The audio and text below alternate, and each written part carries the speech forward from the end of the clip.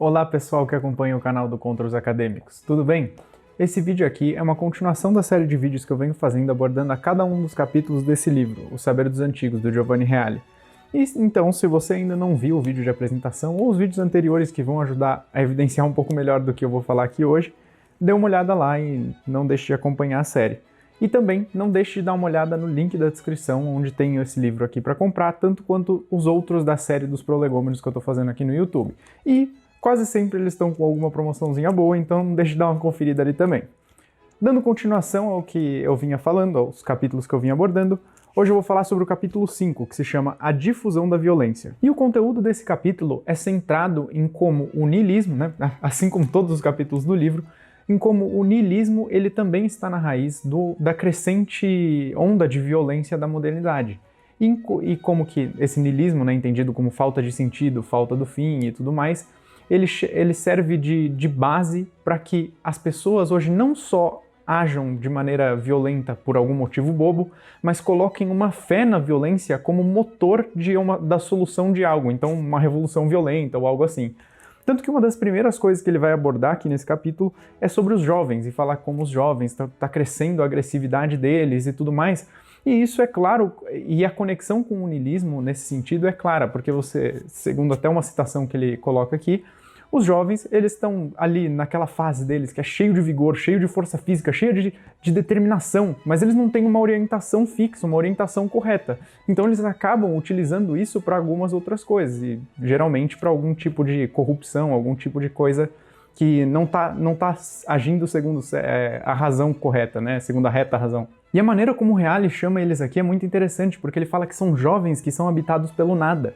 Que só querem ver uma sociedade ser reflexo daquele nada que eles possuem dentro deles. Isso é muito legal, porque comparado, até já puxando a citação de Nietzsche que ele coloca aqui, né, o Nietzsche diz que o niilismo sempre carrega consigo aquela mão da destruição, né, aquele desejo incessante por destruir as coisas. E aí você consegue ver bem a relação que o Reale está tentando puxar aqui. Os jovens cometerem cada vez mais violência têm em si um desejo de destruição, um desejo revoltoso, que nasce dessa cama que eles se baseiam, que não tem valor nenhum, que é meio caótica, toda bagunçada, sabe? E isso você consegue ver claramente hoje em dia, de jovens cada vez mais revoltados, cada vez mais buscando a solução nas coisas pela violência, pela revolução violenta, destruir estátuas, né? As manifestações do ano passado, que ficaram por um bom tempo com jovens destruindo estátuas, destruindo livros, queriam cancelar o autor na universidade, não, porque esse autor não pode, esse aqui não pode, e autores completamente fundamentais à cultura ocidental, né? E aí você consegue ver que eles sempre tinham, se você prestar bem atenção nas reivindicações, elas são sempre contra algo, são sempre uma negação de algo. Raramente você consegue encontrar alguém que é a favor de alguma coisa, isso quando o que eles são a favor não é motor para mais uma destruição a algo concreto, né? E isso é muito interessante porque até me lembrou de uma peça do Aristófanes que se chama As Aves. Porque você tem os dois personagens principais ali, que são o Pisteitaro e o Elpides, se eu não me engano são esses dois. Eu posso estar confundindo os nomes de outra peça, faz tempo que eu li essa. Mas eles passam a peça inteira criticando Atenas, e como que a vida lá era difícil, e como não sei o quê, e eles vão buscar uma utopia, eles vão buscar criar uma cidade utópica com as aves no céu, por isso que a peça se chama As Aves. Só que isso é muito interessante, eles passam a peça inteira criticando Atenas, e aí quando eles são chamados por algum personagem lá que eu não me recordo qual, a falarem como que eles queriam que fosse essa cidade ideal deles, o que eles buscariam, né? Vocês criticaram tanto aquilo, vocês devem ter uma noção ótima do que é uma cidade perfeita.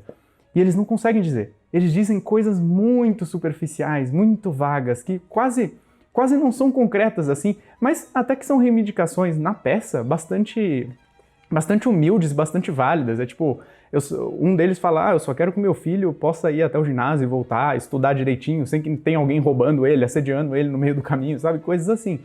Mas mesmo assim, você consegue ver essa relação de que havia um desejo de crítica neles muito forte, mas que eles não tinham nada para colocar no lugar, era uma noção muito vaga. E você consegue ver isso nesses jovens revoltados de hoje, como eles não têm valores nenhum, orientação nenhuma. Eles buscam resolver as coisas pela violência e pela revolta. Ou pela revolução violenta, né, para ficar mais fácil, para colocar quase como num termo só. E aí você consegue perceber que raramente eles têm algo para colocar no lugar, porque eles não possuem nada. Eles só querem ver a sociedade como um reflexo do nada que possui dentro deles. E bom, visto que a gente tem esse problema gigantesco aí, qual que é o remédio que o Reale vai passar pra gente nesse capítulo? Em suma, são dois, que é o respeito e a justiça, com base na reta razão, né? E também o amor, que vai ser a terceira navegação que ele vai descrever aqui, que é interessantíssimo. Mas primeiro sobre o respeito e a justiça, ele vai botar eu vou ler aqui umas citações que ele vai fazer do próprio Platão expondo o mito prometeico, ou prometeico, não sei ao certo. Mas aquela história famosa em que Prometeu vai lá, rouba o fogo do Olimpo e dá aos homens. Ele vai expor um trecho em específico em que Zeus vai dizer que não é preciso dar apenas a técnica aos homens, como também é necessário o respeito e a justiça. Vou ler os trechos aqui para vocês. Então Zeus ordenou que Hermes levasse aos homens a justiça e o respeito. E aí Hermes então perguntou a Zeus: devo distribuí-los como foram distribuídas as artes? As artes foram distribuídas deste modo: uma única pessoa que possui arte médica é suficiente para muitos que não a possuem, o que também se aplica a todos os que possuem uma outra arte. Então, devo distribuir também desse modo a justiça e o respeito, ou devo distribuí-los a todos? E Zeus respondeu: a todos, que todos os compartilhem, porque as cidades não poderiam surgir se apenas poucos os homens as detivessem. Ou seja, o que é fundamental aqui que Zeus está colocando é que todos necessitam do respeito e da justiça, porque senão a sociedade sequer poderia existir, mesmo que a gente tenha uma técnica avançada.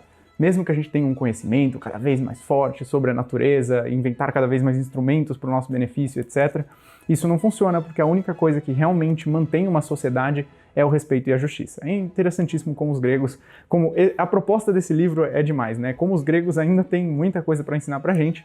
É realmente uma lição fundamental de que a técnica ela não resolve praticamente nada, porque a gente tem um conhecimento técnico absurdamente maior do que o deles, muito mais instrumentos para lidar com as coisas, e mesmo assim eles ainda estão ensinando a gente aqui incessantemente. E aí sobre isso dá para fazer algumas comparações interessantes, porque eu lembro de na aula do Jordan Peterson, no Maps of Meaning dele, ele fazia uma espécie de explicação acerca disso, falando como que o respeito de uma pessoa a outra, como que aquilo que nós esperamos da outra pessoa cria uma espécie de, nas palavras dele, contrato social implícito, na qual a sociedade se baseia e se mantém.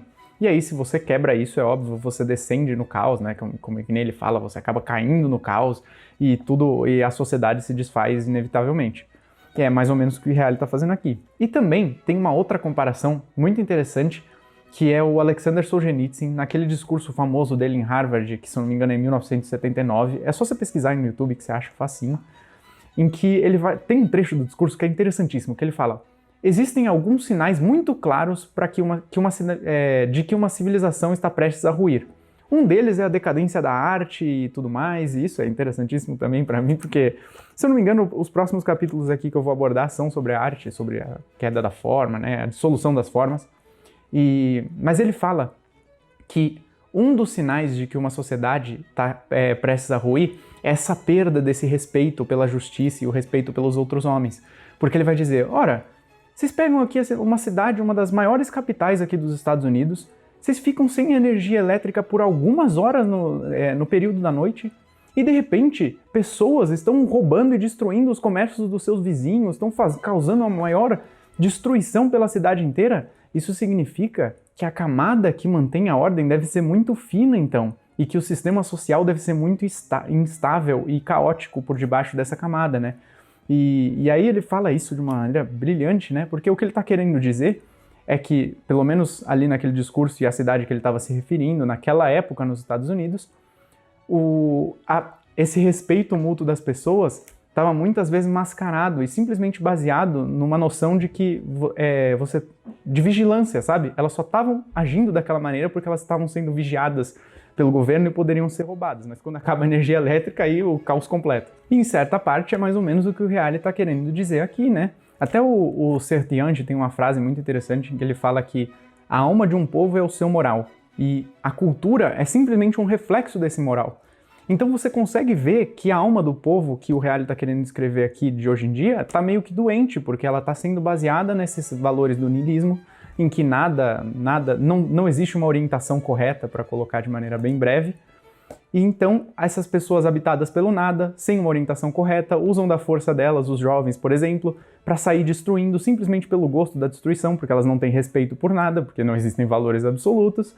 E aí, você cria, que nem o Solzhenitsyn falou, um sistema social muito vago e muito instável, muito superficial, com uma ordem muito superficial e muito instável por baixo, que está baseado apenas nessa noção de vigilância que eu falei. E aí, é claro, você só tem dois rumos. Ou você cai no caos completo anárquico, ou você cai no 1984 com uma vigilância absoluta. Ou seja, se a gente segue esse caminho do niilismo, o que fica claro nesse livro inteiro é que a gente só cai em desgraça, né? E, bom, agora para falar do remédio do Reale, na perspectiva do amor, não só a respeito na justiça, mas também no amor, né? E isso é muito interessante porque ele vai dizer que o amor faz uma oposição ideal a esse problema de violência que a gente tá vendo o capítulo inteiro. E aí eu vou ler alguns trechos do que ele está falando aqui e depois comentar. Primeiro, ele vai fazer uma citação de Santo Agostinho, que eu vou ler umas partes. Santo Agostinho diz o seguinte: as ações dos homens só se distinguem pela raiz do amor. Portanto, de uma vez por todas, te é proposto um breve preceito: ama e fazes o que queres. Se calas, cala por amor. Se falas, falas por amor. Se corriges, corrige por amor. Se perdoas, perdoa por amor. Que a raiz do amor esteja em ti, dela só poderá derivar o bem. E aí depois uma passagem do Reale mesmo. Efetivamente, ninguém pode deixar de admitir que o amor de doação, aquele que sabe dar sem pedir nada em troca, aquele que leva a amar o amigo e o inimigo, constituiria a superação de toda forma de violência no sentido mais radical, total. Ou seja, belíssimo, né? Segundo o Reale, é justamente esse amor de doação, o que ele fala aqui do próprio Santo Agostinho, ter um amor como finalidade de todas as coisas, né? Esse amor de doação é o que se perdeu e o que resolveria de uma vez por todas esse problema do niilismo, né? Esse problema da violência derivada do niilismo. Ou seja, não apenas o respeito e a justiça, que já dariam para resolver o problema, mas o amor é o que realmente falta a tudo isso. Porque se você ama, não importa, né? Você não vai sair destruindo completamente as coisas. Se o seu amor for ordenado, né? Se você tiver um amor de caridade, que nem ele está falando aqui, você nunca vai cair nesse problema da violência desleixada aí por meio que deriva do niilismo. E aí, para finalizar o capítulo, ele vai falar sobre uma história do Dino Buzzati, que chama A Revolta dos Cretinos, que é simplesmente sensacional.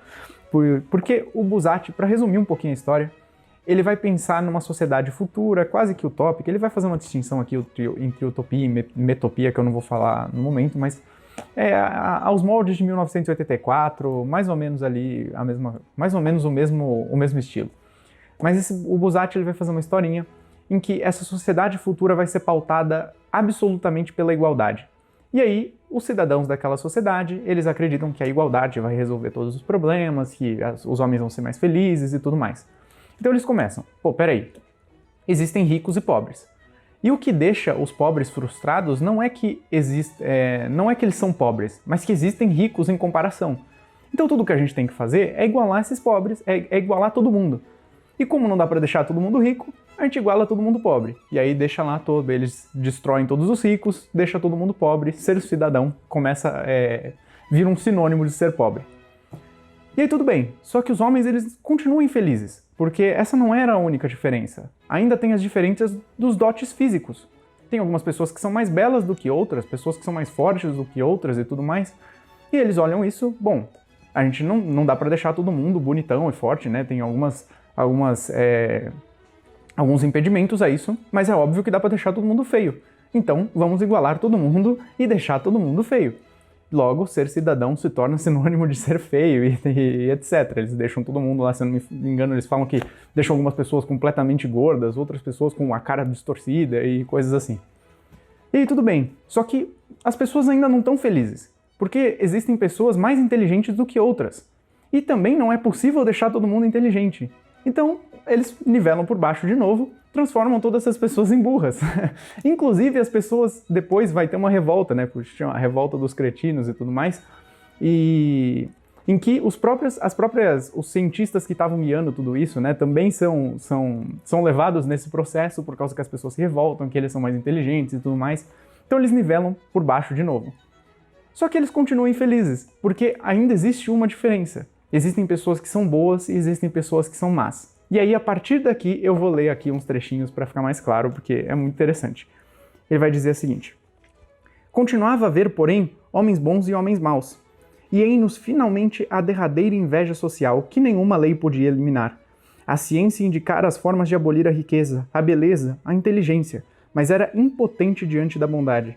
Isso tornara ainda mais dolorosa e mortificante a condição dos malvados, que não podiam esperar que os bons ficassem reduzidos ao seu mesmo nível moral. Inútil fazer passeatas de protesto e gestos de violência. Inútil esperar uma intervenção do governo. Quanto mais os bons fossem perseguidos e reprimidos, tanto mais luz irradiaria da sua alma pura. Se era impossível transformar os bons em maus, sempre se podia fazer com que o malvado se tornasse bom. E é justamente o que acontece. Para livrar-se do tormento daquela inveja, porque contestavam como os bons que eram incomensuravelmente mais alegres e em paz com o mundo, até as pessoas mais abjetas se esforçaram desesperadamente para se aproximar deles. E aí conclui Buzzati: todos pobres, feios e cretinos, mas gentlemen de coração, com espírito de paz. A arte de Dino Buzzati também nos sugere que o resultado destrutivo de sua revolução pode ser interpretado igualmente como uma paradoxal indicação de salvação. Imite os bons e talvez você se torne um deles.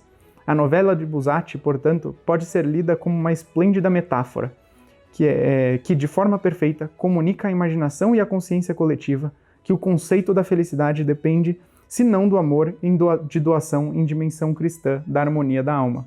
E assim que ele finaliza esse capítulo, né? É interessantíssimo, eu acho demais, eu até peço perdão aí que eu devo ter travado algumas vezes na hora de ler ou na explicação, e não sei se ficou meio maçante ter contado isso aqui, mas eu acho muito interessante essa parte final, porque ele está meio que dizendo, né, que nem o Reale fala aqui, que o conceito de felicidade depende, se não, do amor de doação na dimensão cristã, né? E então ele está meio que colocando aqui como o amor é essa força que se opõe completamente à violência e se opõe completamente a todas essas outras coisas, até inclusive a essa absolutização da igualdade que os caras fazem, porque você pode tornar isso de que você não pode tornar os bons maus é meio que a comparação que a gente pode fazer para deixar isso mais claro são os mártires, né?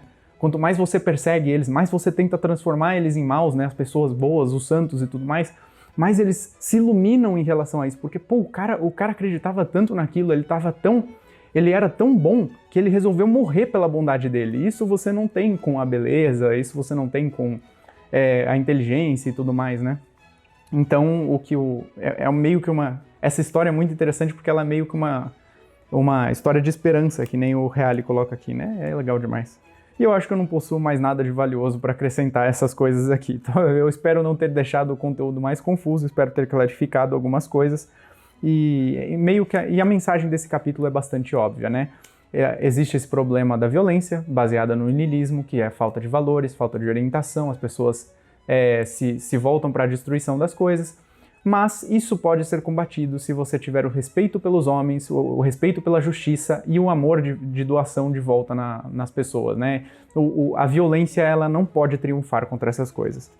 E, bom, é isso que eu tinha para falar para vocês. Obrigado a todos que assistiram até aqui e eu espero vê-los nos próximos vídeos. Valeu!